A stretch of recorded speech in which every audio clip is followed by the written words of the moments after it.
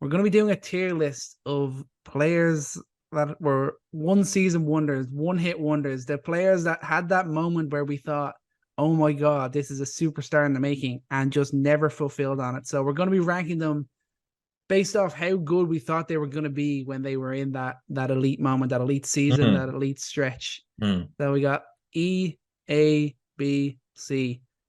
Chris, you got who's the first guy you got for me? Hold on. Hold on.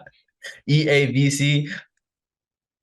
You don't have to put anyone down that Elite. low. I keep forgetting you go elite because I'm like, hold on. All right. I don't know my ABCs very well right now.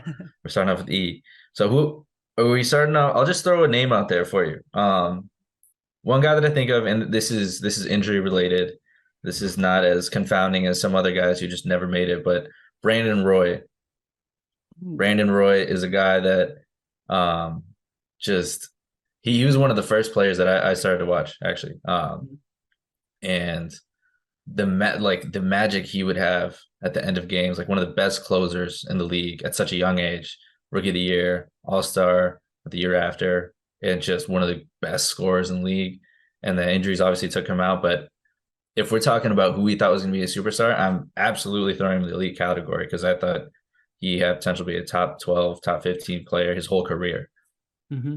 Yeah, no, he was definitely an interesting one. He was one that was a real big disappointment. I think when you saw the flashes, but even as a rookie, and you saw him play, and you really believed that there was a superstar just waiting to break out. Injuries obviously played the part, but in terms of the initial stretch when you first saw him, I think there was definitely the belief there that there was at very minimum a few time All Star in there. So yeah, I think E tier. I think that's fair. I think that's a fair judgment for him. I'll go for a classic, a one that the Knicks fans are gonna love. We gotta give him some love here. Okay. Jeremy Lin Sanity. That seven Yes, game obviously. stretch. My God, he was close to being cut, and then he's starting in the team, leads them on that 7 game win streak, and looks absolutely unbelievable. Maybe not quite an E tier, but that stretch really had you believing that this is a guy who could definitely be a piece on a team that are competing. Yeah, I would say so. I mean, if we're just like defining these terms, like I would say E, like bona fide superstar, like they should have been there. Like A is like all star a few times, several times. B maybe a couple times, but like definitely a competing piece. And C is just like really really good player. I mean, I would think that he would have made a lot of all star games. I would put him in the B tier, but that's no Mm-hmm. disrespect. I really thought that like Lynn was going to be an answer to what the Knicks really needed to really take the next step with Melo and the way just he was competing and like bringing life to this. It felt like the Knicks did not have life, and obviously Lynn's career did not have life at that time, just barely hanging on. And then that should have been such like a amazing story, and it unfortunately didn't have the end that you wanted it to. But yeah, that in terms of story wise, that's an elite story. Just like I watched Yeah. his documentary too, just where he was at, just mentally, like just like working out at YMCA's and just like barely being recognized by anybody, just having absolutely no opportunity, and just the most random string of events just brought him to such a crazy like like truly one hit wonder. And that's no Yeah. disrespect Yeah. to his career as a whole because he played some solid minutes as a role player, but you really thought that hey, this is the next point guard. This is the next Mhm. point guard, really. But I then got no. one here. Yeah. I'll switch from a guard to a big. This one I'm really curious how you're gonna react to this because when I thought of this name, it just blew my mind because it just was a few years ago that I thought Roy Hibbert was gonna be like where Rudy Gobert is today. Like Roy Hibbert was a guy that was giving, the Miami Heat problems. He was a guy that was part of the Indiana Pacers being like one of the best defenses in the league, one of the best rim protectors in the league, if not the best, and Roy Hibbert, and a guy also who had an inside game. He was very few guys. I mean, imagine like a Rudy Gobert who's able to play down in the low post, has actual touch, can take a short range shot, face up a little bit. Like he really had such a classic big man game, but where did he go? Yeah. Like had a couple All Stars and then just disappeared, Yeah. completely disappeared. Did not adapt to the modern game. Yeah, it's interesting where his was here his career went. I don't think he's quite in the E tier now. I'd No, like to say he's a B plus, but I guess we slip him. Would we slip him into the A? Would he slide in there? I would. He's really close, and I think the reason I would give him an A is because of what he did, in the playoffs too, and Mm-hmm. against the best competition when it really mattered, and that he did it for a couple seasons to a few seasons, and I think just looking at an impact of a guy like Rudy Gobert, who I think the reason that you can't really compare those two is because Rudy is can defend a little bit on the perimeter, can move around, he has a bit more of a motor, a lot more athletic, and that's why a guy like Gobert can survive in a league like this that has gone so much further to positionless basketball. But he's such an example. Roy Hibbert is such an example, and same thing with guys like Blake Griffin and guys like Jahlil Okafor, guys like Jabari Parker. Just name guys who if they were drafted in 2002 would have had a nice long career like instantly. Like the whole movement in the 2000 teens, like um that like guys like Hibbert just really got phased out, just couldn't play. Mm-hmm. Yeah. I got an interesting next one for you. This is a guy that, as a rookie, really looked like he was legit. Tyreek Evans. Yes, I have him here. Yeah, Yes. rookie of the year, 25 and 6 and 1.5 steals in his rookie year. He really looked like he was going to be a legit player in this league. Out from that, moving on from that, zero All Stars and zero All NBAs, just 4 starts in the playoffs, and he was out of the league at age 30. But man, when I was watching his rookie year, you really thought that this was a building piece. It was a really swift downfall for him. Mhm.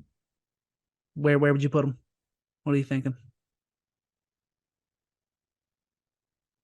Yeah, I think Tyreek Evans. I first of all, I'll put him. Uh it's I'm gonna put him in the A tier. I'm not gonna put him in the E tier, and this is why. I think there's a learning lesson to be had from a player like him. Just in terms of like scouting, and when we look at younger players and we look at flashes like this, like I think he had such a classic, like unbelievable rookie year. But the when we talk about how players are going to get better, like it's so unpredictable. And I think for such a raw player like him, he actually had a lot further to go than we realized. Like the lack of playmaking, the lack of outside shooting, the lack of moves to get to a mid-range shot. Like really he had was slashing. He was such an unbelievable slasher. But for guys who are as athletic as him and as strong as him to be able to get to the rim, like that's a very limited skill. Mm-hmm. And when you just assume that guys like him, it's like, wow, he's so good at this. All he has to do is this, and then just add a little bit of that. And that takes time. It takes years. And when you start to see that players like that are not able to add it, I think that's a good lesson in scouting that, a lot of players are a long way away from being a complete good player. And it takes a lot for them to make a jump like that, even if you have a flash. And I think the second thing that actually shows when you think about where the Kings were at that point in time, maybe Tyreek Evans could have become a complete player. But for a guy who was put into a system where, it was very toxic and your star and DeMarcus Cousins wasn't a leader in that point in time. And I don't know if you ever can say he was, um, but just not a kind of locker room guy that you want to put a young player next to as a co-star, and no coaching leadership, no vision as to what kind of player they wanted him to be. Is he a point guard? Is he a wing? Is he a shooting guard? Is he a second? Like he never had consistency in that regard. So what is he supposed to work on in the offseason? I think when you don't have stability in a team, a guy like Tyreek Evans, he just has no chance. So Mm-hmm. it's a big what if. I don't think he necessarily made the most of his. He could have been something really. I mean that with the talent that he had, but I don't know if it's that situation, if it's nature or nurture, but the nurture certainly wasn't there, and it's hard for a player to grow into a complete player in a difficult environment, which is why a guy like Anthony Edwards, a guy like LaMelo Ball, it's a little precarious, but maybe you're just a different kind of player if a guy like Anthony Edwards is able to add to his game, is able to become a 3-point shooter. So guys, maybe I'd put him in the E tier kind of if he showed that despite his situation, he could grow into an elite player, but just never happened. Mm-hmm. Yeah, I think that's fair. I got a similar player who I don't want to say is a one hit wonder, Victor Oladipo, I mean, has a long career and he's still playing right now. Yeah, But I I had him think that on this too. what really, yeah, and he's kind of in that Brandon Roy situation where I felt like he finally got to, he's starting to grow in OKC, and then once he gets to the Pacers, like it's like he blossomed. Mm-hmm. He blossomed, and you're like, wait, this is like a bona fide all-star. And that was just his first taste of really being the guy and really like having everything put together. Like his skill set was fully put together as a playmaker, as a mid-range shooter, as a shooter from the perimeter. I mean, as a defender, like one of the most tenacious defenders in the league. So just that combination of defensive tenacity and ability, and that his offensive game had fully been realized. For that to be taken away by injury, I feel like I want to put him in the E tier because he felt like he was putting himself as like one of the like best two-way players, top five two-way two guard in the league. Yeah, absolutely. I absolutely have him in the E tier. Like when he had that year, I think it was 2017-18. He's 26 years old. He's averaging 23, 5 and 4. He led the league in steals with 2.4. He even shot 37% from three that year. And he Yeah, took that LeBron James Cavaliers team. He was leading that Pacers team. He yeah, took them to 7 games. It yep, really looked like that was the first stepping stone toward him being a multi-time All-Star guy who's going to lead the Pacers team into the next 10 years and really be like reach a similar level to what they did when Paul George was the guy there. Like that's how it felt in that moment. Obviously, didn't come to fruition. Injuries have played a big part, but he's definitely E tier because what he did in that time, he really did look like one of the next elite guards in the league. yeah. So that's one guy you think about. That's really it's a shame for the league to lose a guy like him. I mean, he's still obviously there in the Heat, but I have a Injured fun again one now, isn't he? saying, He's injured again now, isn't he? yeah, dude, it's another quad injury. It's yeah, that's tough. But staying on the Pacers, I got a fun one. We have three Pacers actually. So many what ifs. And we didn't even throw Greg Oden there. That would have been two Blazers, and we have three Pacers. Do you know who I'm about to say for Pacers? No, who you got? You think of it? I feel like I know it once you say it, but in my mind now, I'm blanking here. Lance. Really, Lance Stevenson Lance there? Stevenson. Okay. I'm saying so. If you look at his stats, obviously it's not like the craziest year yet, but in 13-14, the year before he went to Charlotte, he was just going out like he was having 30-point games. I think he had a 40-point game sprinkled in there, blowing in LeBron's ear. The year before that, like he had he had just a lot of flashes of I'm about to be next. He had a lot of flashes. I'm about to be next, especially in times when Paul George was hurt. You know, he's going out there and being the guy and really showing flashes of having that offensive flair. Like he had such a flair to the game that not a lot of players have. He has a flair to him that that's star potential type of guy. And once he finally got an opportunity, his third, fourth year, he started to put it together. He had the playmaking, the vision, he had the shooting, he had the dribbling, he had the flair.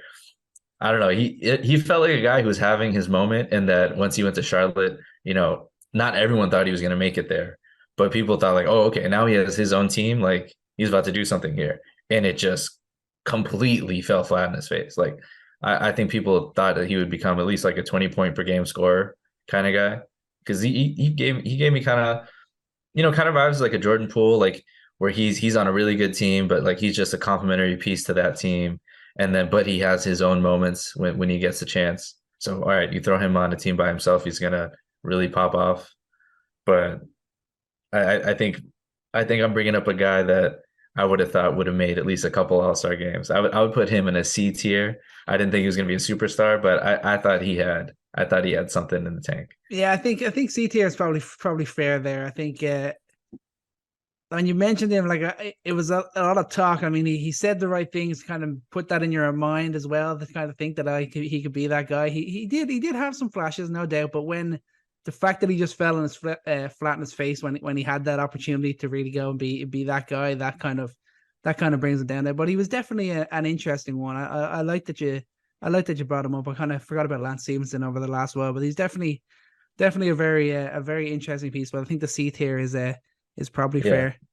I got two more on my list. I think I'll only name one of them. One of them I have Isaiah Thomas, but let's be honest, that was just injuries killed that guy. Oh, So yeah. I I don't mean, even want same to rank him. deal. I don't even want to rank him. He like injuries just destroyed him, and it was very sad. But that year he had 16, 17 with the Celtics. He was absolutely unbelievable. The outside one I've got one you might not remember, but you remember Ryan Anderson, Orlando Magic, most improved player in How? 2012. Yeah, you remember that? No, That I couple do of year. remember Ryan Anderson, but where did we think he was going? I mean, never going to be that superstar, but definitely going to be a piece that a championship team would want. He was averaging 16 and 8, shooting 39% from three, making 2.7 a game. Then after that year, he joins a Pelicans team that doesn't even reach the playoffs, and things just start to deteriorate, a few injuries and that, and it just goes downhill. But in that year when he won the most improved player, you're really like, okay, this guy is going to be a really important piece in the modern game as a floor spacer, as a like a probably a third option as a scorer, a solid rebounder for his position.